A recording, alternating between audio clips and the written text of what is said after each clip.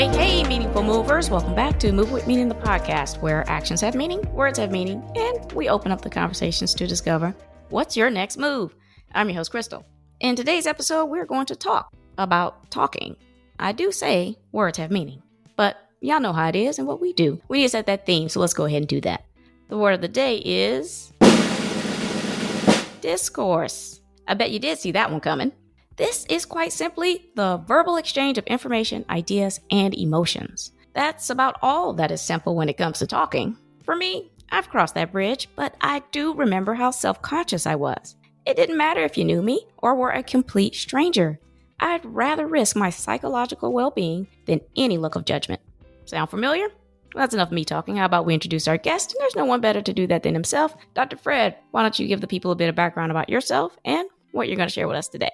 Yeah, thank you so much. That was a great introduction as well. You know, a lot of us risk our psychological well-being rather than being authentic with each other. And when I look back at what's really here for me, I realize that this has been a challenge, I'm guessing for all of us, but certainly for me since the very day I was born. As soon as I started looking at my older brothers, 10 and 14 years older than me, speaking and communicating with my parents openly and honestly, I knew that someday I wanted to be a communicator. I wanted to be somebody who could share. I wanted to be somebody who could make a difference with my words. It was very clear that words were really important. And that conversation is what, at least what I thought, made the world turn. And I knew that as a child. Again, I think most of us probably did. There was a lot of conversations. I had these two amazing teenage brothers. You know, I remember being in the playpen and watching them and just thinking that someday that's going to be me. In elementary school, which was shortly thereafter, of course, my brothers had already taught me so much about, communication, about much of life. And as a little 5-year-old, I was pretty precocious. I knew how to read. I knew how to write. I knew how to do simple math. I knew a little bit about current events. I knew what was happening in the world of, maybe a little bit of almost sex, drugs, and rock and roll, as well as like the war that was going on. I really continued to really expect that that's what school was going to teach me. Even kindergarten was going to teach me how to communicate. But when I arrived in kindergarten, that really wasn't the emphasis. It wasn't like discourse was the emphasis in kindergarten. In fact, when I began to try to talk in elementary school, I was usually told to just sit down and be quiet. And it wasn't easy to make Fred either sit down or be quiet. I'd like to say that there's no elementary school teachers who have forgot having Fred as a student. I'm pretty positive about that.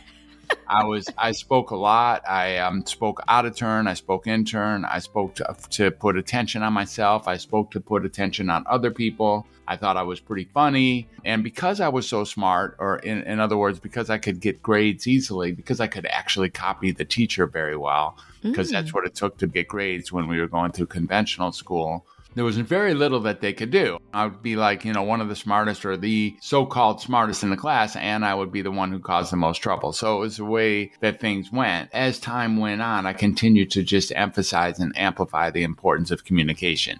I expected over and over again to learn it in the next year, like, maybe first grade. No, it didn't happen there. Maybe third grade. No, it didn't happen there. Maybe junior high. No, it didn't happen there. It got worse there. And then high school even got worse, meaning that it wasn't a place where we learned about open discourse. So by the time I graduated high school, there was war protests going on. There was open love and open communication, and these big kids were somehow pulling that off. So I thought that college must be the place that happened. And I went to the University of Michigan, which was only 40 miles away from me growing up in Detroit. I was pretty positive that I'd learn how to communicate there, only to become fairly disappointed again that the classrooms in Ann Arbor were not built for open discourse either. Now, the city of Ann Arbor, that's a little bit of a different story. There was a little bit of open discourse, but I wasn't going to be able to fit into the college classroom model if they weren't going to help me to learn how to communicate effectively. Well, let me ask you about that one really quick, because when I went to college, I don't know if I saw it completely different. I'm trying to think. So when I went to college, it was the culture. Now, definitely it was different for in the classroom, because to me, at the point when I got to the classroom, it wasn't so much that it was like quote unquote encouraged to talk, but it was like teaching. And then there was a lot of room for like activity work, group work and stuff like that. Mm-hmm. But even if it wasn't, it was still okay, because when I left out the class, I was going back to an area, right? The kind of vibe where expression would happen, right? There were so many different places to go and be creative and expressive. So it was okay for me to be in the classroom because I knew like right after that, I was going to have the freedom to express. What was the difference for you? Yeah, I think that was right. I was in an engineering school, so it wasn't a whole lot of freedom to express in those schools. But I think that once I got back to the dorms or once I got into Ann Arbor, it was no problem communicating and expressing. But that wasn't a reason for me to stay in school in and of itself. Okay. I knew that the outside world was where I was going to get my, real injection of learning how to communicate. So I dropped out of college after a year and a half and got on a bus because I was completely committed to learning what the world was about through communication. I got on a bus and took it all the way from Detroit to Berkeley, California, with the whole idea that I was going to learn what my life was about. And I did that summer. It was another place where open expression was very possible and encouraged. And that's what happened in Berkeley. But that was not really sustainable either. That whole lifestyle wasn't entirely sustainable. So there was this new industry that was just bursting out, and my family thought I would be good at it. Maybe you've heard of the industry. It was called computers. And the only computer in Michigan was at the University of Michigan. So they encouraged me to get on the bus and get back to Michigan and re-enroll in Michigan, where I did that and went into the computer science department. And, we had a 2-acre computer basically that we spent all day in, with batch jobs and punch cards, doing Fortran and COBOL and all that. Yeah. And that wasn't going to work either. That just felt like, too automaton, too robotic. Although interesting indeed, it didn't capture my heart in the world of communication. So dropping out is what I did again. This time I vowed that I would never go back to school under any conditions because I knew I really wanted to communicate. My mom told me that would be okay, that I don't have to go back to school, but I'd have to get a job. After all, that's what moms do. They make you somehow make you be responsible. And so she got me an application to be a child care worker at a state mental health facility in Northwest Detroit. At Fairlawn Center in Pontiac, Michigan is where I got my first taste of communicating and getting paid to do so. These kids were 6 or 7 years younger than me, and I connected with them. I actually connected with them because I cared about them. I cared about them because they were just people, just like me, and they had whatever they had happen in their lives, and now they were living in a state hospital. And I was like, well, how did that happen? Who are you? What are you up to? Where have you been? Where are you going? What's working? What's not working? And I began to really be curious and interested and inquiring with them, and such that we were able to share through robust communication. This was pretty rewarding. In fact, I thought I'd only stay for a few weeks until orientation was over, and then take that money and buy myself a car and then roam around the country and figure out what my life was about. But when orientation was over, I was encouraged to stay by my good friend Paul at the time. And we went up to the floors and I began to communicate with these kids and got really good at it, really interested and really curious about all the kids that I was working with. And I stayed in that job for a number of years, and then realized that the ceiling wasn't high enough for me there either, and that I really hated the direction that psychiatry was going into, because it just at the time, there was the psychiatrist job was essentially to restrain the children using sometimes physical restraints and frequently chemical restraints. Really? I just felt like, oh yeah, absolutely. What we would do is that, we would call the psychiatrist on call because Timmy and Tony got into a battle, or maybe Jimmy was up too late, and he'd come down from his call room and he'd interview Jimmy for like 4 seconds, and then he'd interview us for like 7 seconds, and then go into the nursing station and write a little order, and then we'd have to go retrieve the child and hold him down in the quiet room while we pulled his sweatpants down and jammed him full of some injectable antipsychotic, stuporous creating drug cocktail. And if he stayed in the stupor for 24 hours, well, then we would call that a success story. Oh my gosh. Let's make this clear. This is going on every day still in multiple hospitals around the country, every single day, every single morning, every single afternoon. So it isn't like that to ancient news at all. It's just that people don't really realize that that's what's happening in many of these hospitals. Right. That was unbearable for me. That was unacceptable. It was barbaric. It wasn't something that I could participate in.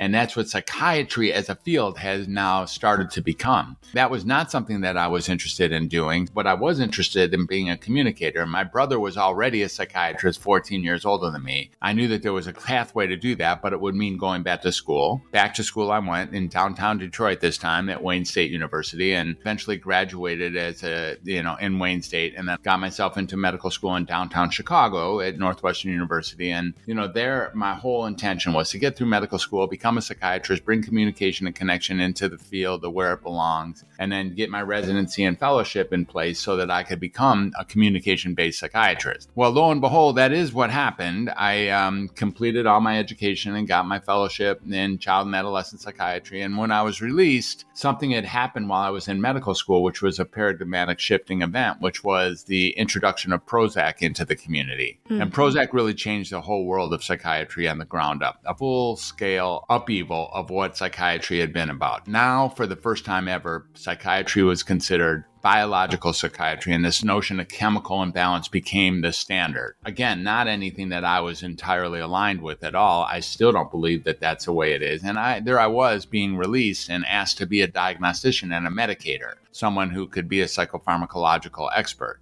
Over the next several years, and I've been in the field now for about 36 years, that's exactly what happened. I was typecast into being a diagnostician and a psychopharmacologist, and I've written for well over 100,000 prescriptions in my career, and I've seen well over 30 or 40,000 patients in that same time. But each prescription I wrote, there was a little bit of a heartache, a little bit of a soul sacrifice, a little bit of a headache, because that wasn't how I really saw communicate. That isn't where healing and love actually took place for me. And each and every time I put my pen to paper, or when it began to be computers, when I started typing out prescriptions, it did hurt me. And it was like, well, I did that for many years and then decided that I really wasn't aligned with that and I couldn't continue to do this in good faith. So I began to do something in 2006, which many people thought was pretty radical, which is I began to take people off of medicine. Now, it's interesting that we don't have deep protests for putting people on medicine, actually feeding them toxic chemicals that came out of laboratories.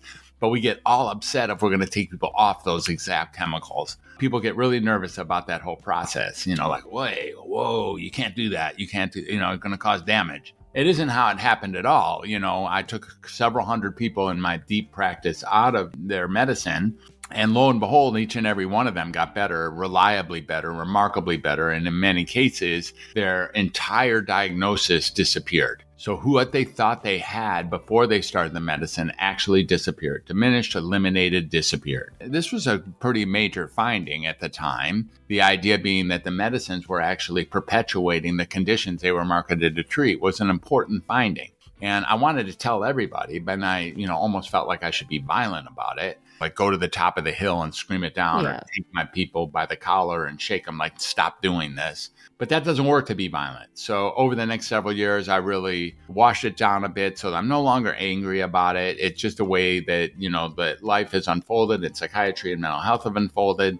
And I now was able to really, over the next several years, create an entryway for which I can offer alternatives, including the possibility of really getting people in tune with the power of human connection as the most powerful medicine ever created. Because when I connect with my clients, and I've worked in every modality in the United States has to offer, including prisons and jails, inpatients, outpatients, orphanages, nursing homes, homeless shelters, partial hospital programs, and Suboxone clinics, and methadone clinics, and rehab units, and three-quarter houses. I've really been at all those places in leadership positions. And I really know that when I connect with somebody, when I actually connect and I listen and I'm there with them and I'm curious and I'm present, that's when the healing takes place. And it doesn't take weeks or months. It takes an instantaneous second. When someone feels heard, an incredible experience happens. We all know that because we usually call that love, or we call that like, or we call that pleasurable. But in that human connection, in that conversation, that's where healing takes place. And that's what I became a stand for. And I'd been a stand for that, of course, ever since the playpen.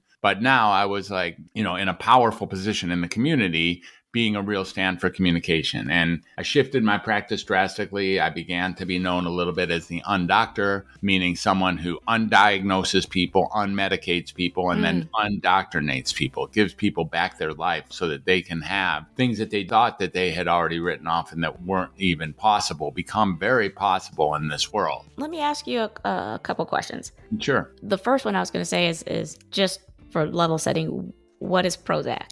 Prozac is an antidepressant, fluoxetine. It was created in 1987. It was the best-selling drug for 12 solid years while it was in patent of any drug in any subspecialty in medicine throughout the world. It was on the cover of Newsweek and the cover of Time all by itself. It was thought to be the new panacea by altering the way that people see depression, and meaning it was targeted, it was marketed to be a drug that could remove depression by altering the biological state of our chemical bodies. And it turns out that that's not really how it works. But at the time, there was actually a deep incentive to put this into the water system in the United States, pour it into the water system in New York, and pour it into the water system of Los Angeles because it was thought to be such a powerful panacea, bringing us joy when we felt pain. In other words, it allowed us to shift how we looked at psychiatry such that if you were uncomfortable, that meant there was something wrong with you. Now, we all know, if we think about it, that if you're uncomfortable, that's called being human. As Krishnamurti said, it is no sign of mental health to be well adjusted to a profoundly sick society. And we have a profoundly sick society. There's always been a profoundly sick society. It's really difficult to be a human. It's really difficult not to fall into the trap of being really depressed or really afraid or really anxious or really awkward or really confused. All those things are very, very real and very possible. It doesn't mean there's anything wrong with you. And the drug Prozac was the first drug that actually took on this idea of creating this notion that if you felt bad, if you felt miserable, if you felt uncomfortable, that meant that there was something wrong with you. Where it turns out that's nothing wrong with you. That's actually a normal and obvious human experience to a world that is very difficult to negotiate and navigate. And Prozac was the first of many drugs. All the drugs that have been created since Prozac were created with that on its backbone. It's interesting because, so for a long time, and I think it still is that it's almost like having access to the medication is something to think about. What we talk about today is there's a huge disparity between different ethnic groups that have more access to this medicine versus others. For example, African Americans. We wouldn't be treated, and I've experienced this, but we wouldn't be treated as the same. So if we came in with the same issues or feelings and thoughts, we would kind of be sent away. We wouldn't get quote unquote help from a medical perspective, a psychiatrist, or even in that case, we wouldn't even be prescribed medicine. And it sounds like, it's actually kind of good because it was a blessing. 100%. But when you go to somewhere to seek that help, and it's like, okay, well, I don't want to put you on medicine and then leave without giving us any advice on how to handle this. Mm-hmm. Because for me, I was like that for a long time. And I was like, well, I don't want to be on medicine because I was the same way. I don't want to be hooked on something or whatever, but I cannot control what's going on. I can't control why I'm having these anxiety attacks. I can't control this. Yes, I've tried therapy. It didn't work. And I couldn't figure out why it wasn't working. And no one was sitting there talking to me and kind of really explaining it to me in a way that made sense. So I immediately got a psychiatrist and I did get on medication. I was like, oh, well, this does feel good. What's interesting about it is that even though it did make me feel good and stable, it still didn't, you know what I mean? It's like one of those things where you say, Mother Nature will always find a way. And so even if I was on the medication, I would still have panic attacks, or I would still have these episodes that were probably less frequent, but I was still having them. So I was like, okay, well, now I've gotten the medicine. It's maybe reduced it, but it's not getting rid of the issue. I want to know, as far as if the medicine isn't the way, what is the way, and what kind of advice you have as far as that, because I think you developed a method and some technology in regards to that. Yeah, that's right. So, the medicine really isn't the way. It is a way indeed, and it does give you a sense perhaps of feeling more stable or more steady. You don't know if it's less frequent or not, actually. You can't know. You're either in one state or the other, so you can't really know whether it's really less frequent or not. But I like to compare medicine to a Band-Aid with a razor blade embedded in it. Mm. Meaning that if you have a cut and you take a Band-Aid out and you put a Band-Aid in it over the cut will stop for a short period of time, even if there's a razor blade embedded in the Band-Aid. And then after a little while, the blood will start oozing out of that Band-Aid. And you'll think that your cut got worse, or that there goes your cut again. There goes my cut. It's still bleeding again. And you won't realize that the actual treatment is what caused the increase or the induction or the perpetuation or even the cause of the actual symptoms of the cut.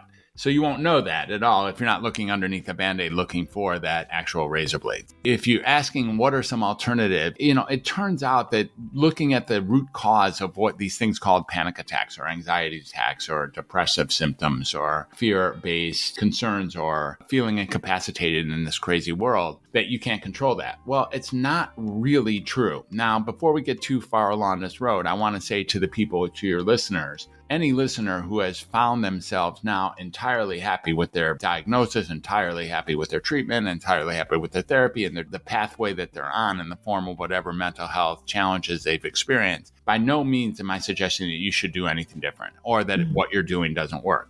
In fact, if you've reached that point in your life where you feel that your mental health is a point where you wouldn't trade how good you're doing for anything else in the world, you should for sure keep doing exactly what you're doing. If you reach that point in any place of life where you feel like this is as good as it's going to get and I would never trade it for anything, by all means, keep doing exactly that. Because if you can find a place in life where that's the honest outcome, that's a remarkable finding and you should stay there.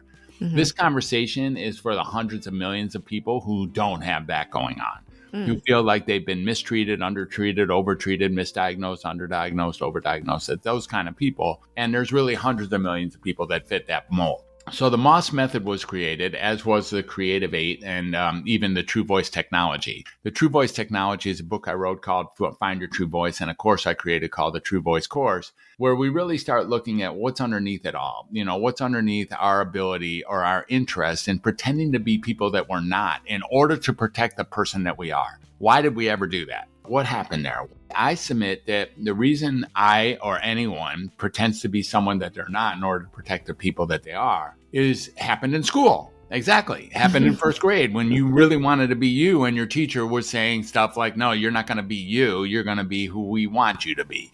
And who we want you to be is to mimic and mock everything I say. And the closest you can get to looking like me, the teacher, the better grade I'll give you and I'll advance you faster through the educational system. So we've learned that over time, and the crack in cement got larger and larger over time. We never went back and repaired it. And we all know how to be someone we're not in order to protect the person that we are. As weird and as odd and as ludicrous and preposterous and absurd as the whole concept is, to pretend to be somebody else in order to protect the person that you are, we all know how to do it. Now, it reaches the point that if we're not being genuine and authentic in our presentation in the world, either with the people in our inner circle who are important to us or in the community at large, there's a big price to pay there. We're not speaking our truth when we should. I mean, it can reach a point where we start saying things that even we don't believe, which is unbelievable. I mean,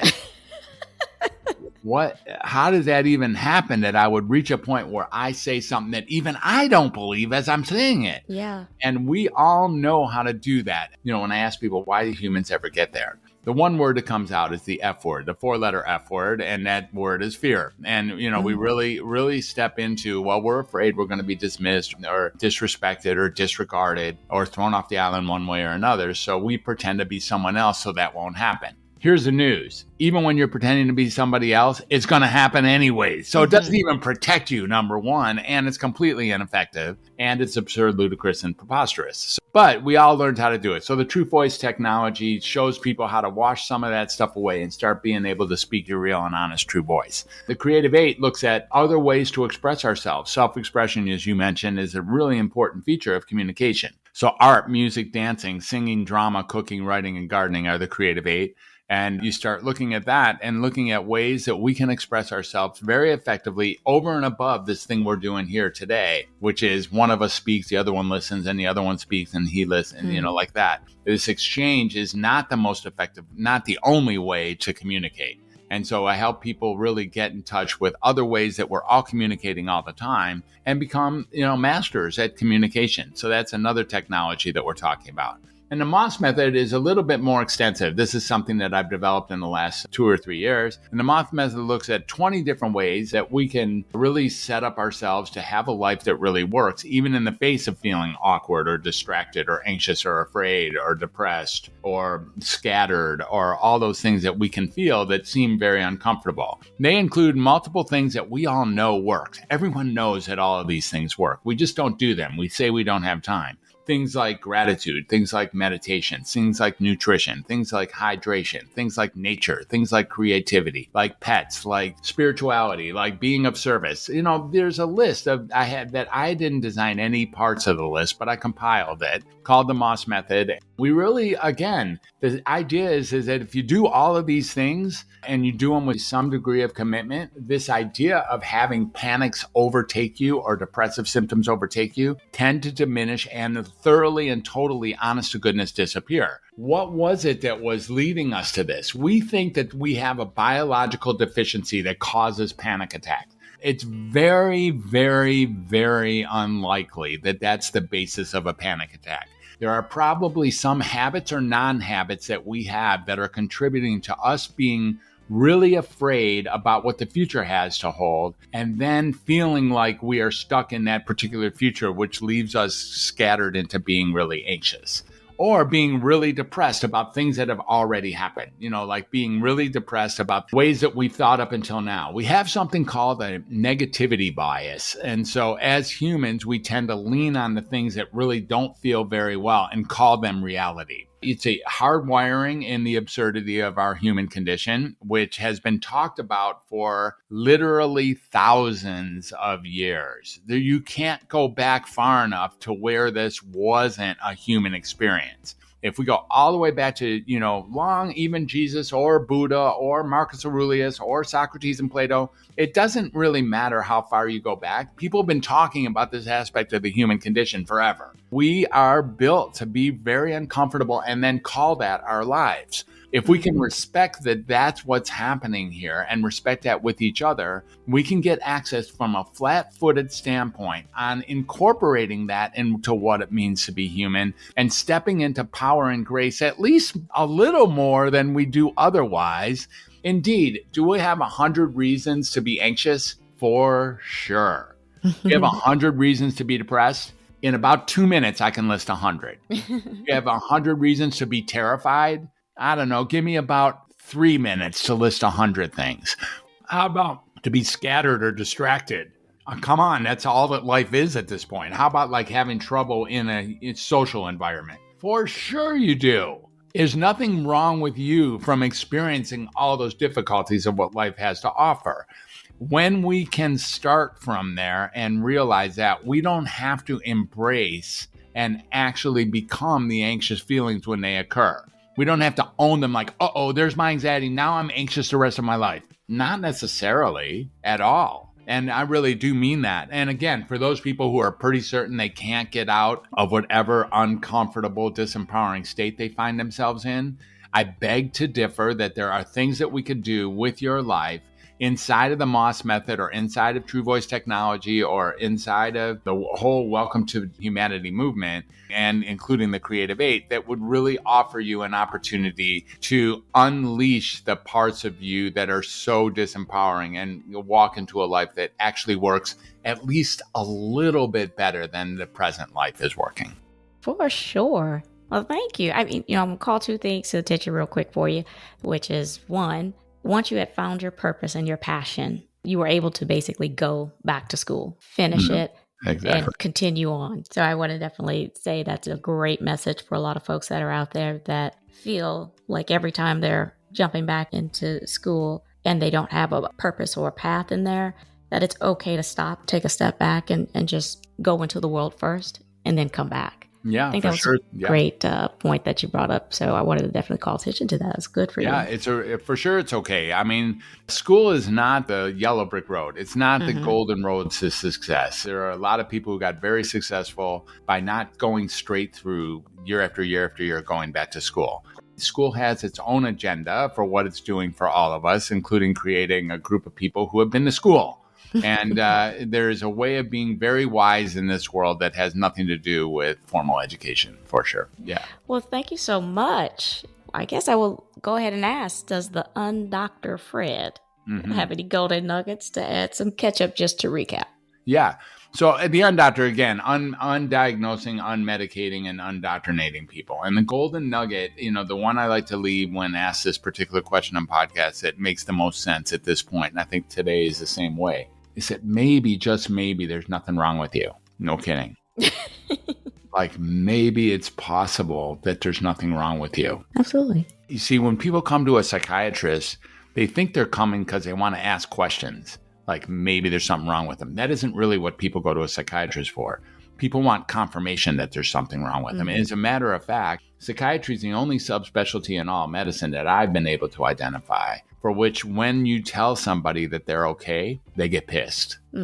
All the other subspecialties in medicine, if they tell you're okay, you're like, oh, that's good to know. Thank you. Yeah. In psychiatry, if I tell people they're okay, they're like, man, why did I even come see you? I could go next door. And they do that sometimes. They just want a confirmation to explain what in their life they're not proud of, the areas in life that they're not happy about. They want something else besides them to be responsible for that. That's not me. That's my ADHD. That's not me. That's my bipolar disorder. That's not me. That's my autistic spectrum disorder. That's not me. That's my post-traumatic stress disorder. That's not me. That's a major depression. I wouldn't do that, but I have this condition that makes me actually do that. So sorry for yelling at you. Sorry for hurting myself. Sorry for not finishing this task on time. That's not me. That's my psychiatric condition. And we really like actually putting ourselves off in that way. Again, this is a bold statement. And for the people that your psychiatric condition is actually working really well for you, please, please, please continue doing what you're doing. I have no problem with that. If that's where you have found life's, source, the emanation of explaining how you got to be you, and it's working and it's relinquished your symptoms enough that you wouldn't trade it for the world, but by all means, keep doing that. Who am I to tell you that doesn't work? This is really aimed at the hundreds of millions of people and their caregivers who know that things are not going as well as they could in this world and want answers that actually can move them forward, even just an incremental amount towards a life that really works. Fantastic. Thank you so much. That's the episode today. Dare I say this was a healthy conversation, which I hope inspired you to partake in some as well. I appreciate Dr. Fred for telling us about his MOS method and the various ways he helps his clients manage life's discomforts. It takes the phrase sharing is caring to a whole new level. Now, he can't do it all by himself, or anyone for that matter. One-sided conversations aren't the recommended approach here. After all, you only get out what you put in. I tell you what, since we are a creative community, why don't a few brave souls lead the way and share some of your journeys in breaking the seal on your lips? I love it all, and so will someone else. Before I let you go, Dr. Fred, why don't you go ahead and remind the people who you are, where they can find your resources, or reach out to you? Thank you. Yeah. So there's a lot of places to find me. I'm roaming around social media for sure. And I'm not going to give you all my handles there, but you can find me if you want to search for me at any of the major social media platforms. I have two websites that I like to direct people to. That's Dr. Fred, drfred360.com is kind of a compact way of seeing everything that I'm up to. There's freebies there. My podcasts are there. My books are there. My courses are there. And you can really get a handle on even how to create a discovery call or an open conversation with me, which I'll offer your listeners. Also, my expanded website is called welcometohumanity.net. For obvious reasons, it's just Welcome to Humanity. There's very few times that Welcome to Humanity isn't the proper answer to somebody who tells you anything. So Welcome to Humanity is a good brand name, and that's what I have is welcometohumanity.net. And then more than that, there's a community that I'm building, and I really like to tell your listeners about that. It's a school community, SKOOL, school.com/welcome to humanity/about. And if you go in there, at least for the time being, it's still a free membership. Soon that we're going to have a subscription rate. I think I have about 180 people as of today in that group. So you're welcome to join that group. It's like-minded individuals who are looking for better ways to handle this crazy life. And we have some robust conversations going on in there, some incredible people who have joined up as founding members. And your listeners are invited to join as founding members, at least today. I'm not guaranteeing that when they join months from now, there's not some form of subscription rate. Fantastic. I'll make sure to include all of Dr. Fred's resources and connections in the episode description, as well as on my website's resources page, movingwithmeaning.com. Make sure to subscribe to the show, Moving With Meaning, the podcast, and tap that alert bell so you know when these episodes drop. I'm on Apple Podcasts, Amazon Music, Spotify, and YouTube Music. Please share, like, repost, and follow. Tag someone. We are creating a community. Quick housekeeping before you go. Follow me on Instagram at movingwithmeaning82 and on Pinterest at Arthur KB Clark. Also connect with me on LinkedIn. I do dabble in TikTok at Crystal B. Clark. My Etsy store has some handy dandy digital downloads. Lastly, run over to my YouTube channel and have a look or two. Links are in the episode. Alrighty, I'm Crystal on Moving with Meaning, the podcast, reminding you to take it one step at a time. All moves have meaning. Check y'all later.